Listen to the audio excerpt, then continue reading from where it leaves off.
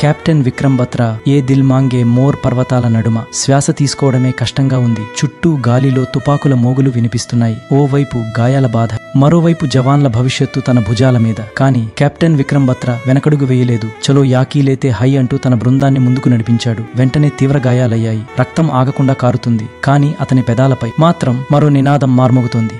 ఏ Dil మాంగే more. తన చివరి శ్వాసలో కూడా దేశం కోసం, జవాన్ల కోసం గర్వంగా చూసే తన తల్లి కోసం ఆయన ప్రేమ కనిపించింది. అతని త్యాగం వల్లే మన సైన్యం పాయింట్ 5140ను తిరిగి స్వాధీనం చేసుకుంది. ఒక తల్లి తన కొడుకును కోల్పోయింది, కానీ దేశం ఓ అజరామర నాయకుణ్ణి పొందింది. అది ఓ సైనికుడి కథ కాదు, అది దేశం మీద ప్రేమలో ఓ ప్రాణం అర్పించిన అమృతగాథ. ఈ కథ మీ గుండెను తాకిందా? ఓసారి ఆ తల్లి బాధను ఊహించండి. ఓసారి ఆ కెప్టెన్ త్యాగాన్ని గుర్తు చేసుకోండి. ఇలాంటి వీరుల జీవితాలను మరవకూడదని మీరు నమ్మితే వీడియోని లైక్ చేయండి. ఇంకా మన దేశ వీరుల గాథలు తెలుసుకోవాలంటే మా ఛానల్కి సబ్స్క్రైబ్ చేయండి. జై హింద్.